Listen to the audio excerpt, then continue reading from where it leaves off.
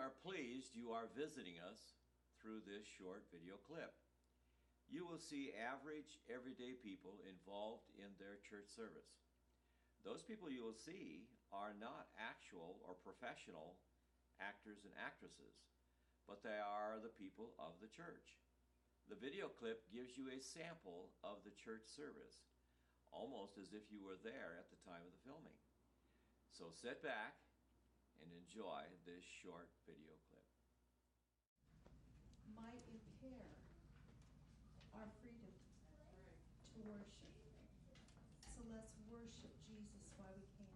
Let's turn in our hymn books to 194. Are you washed in the blood? Hallelujah.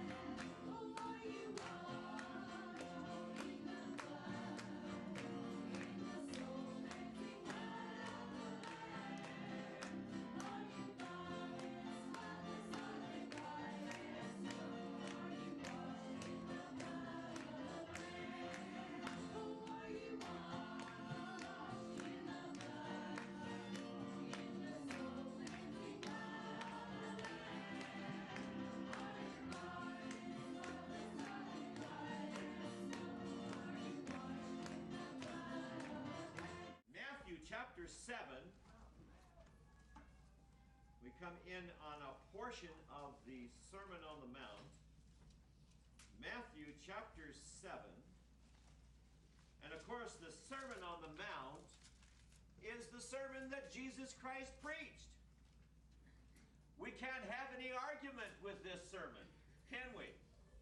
If we're going to follow the Lord Jesus Christ, we've got to accept what the Lord has to say, especially in the Sermon on the Mount. But it starts right here at Matthew chapter 7, verse 13 through, we'll start at verse 13 to begin with, and we may get even as far, God willing, we'll get as far as verse 25.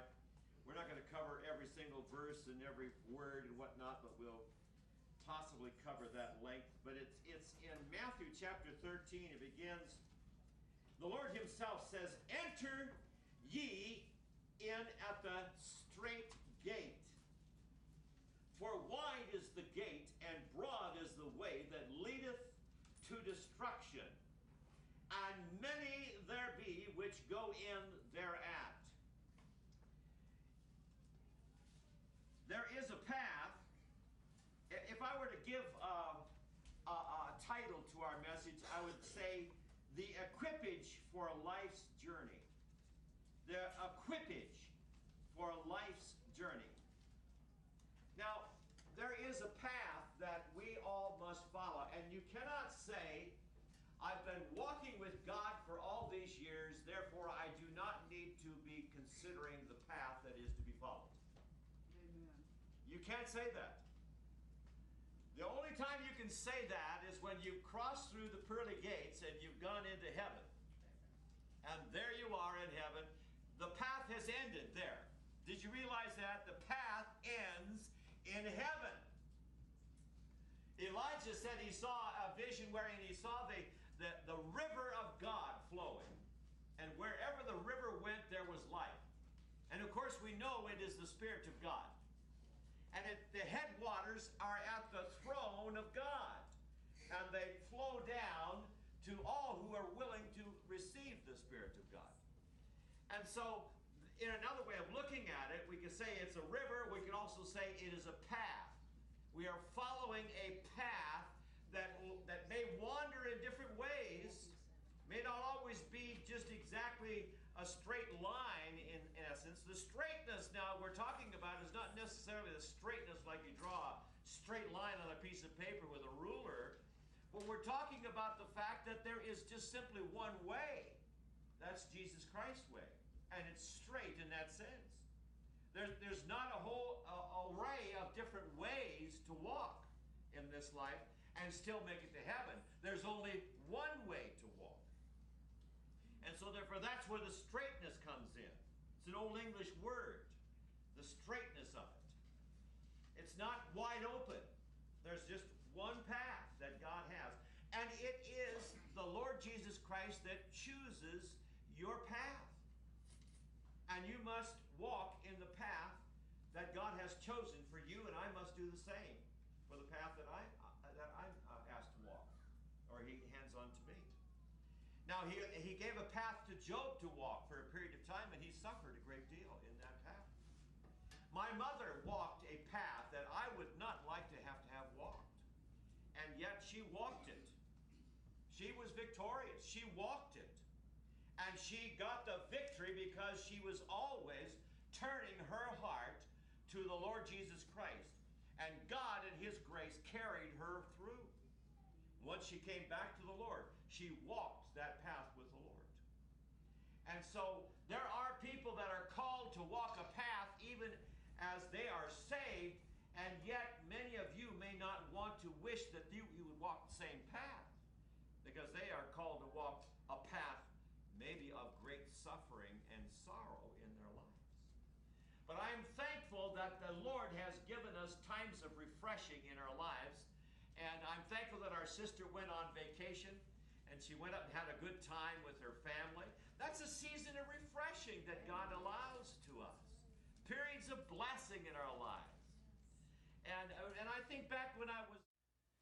This video you have watched is sent to you in the love of Jesus Christ. It is our prayer that you will pray and ask Jesus Christ into your heart, asking Him to save you and make you ready for heaven.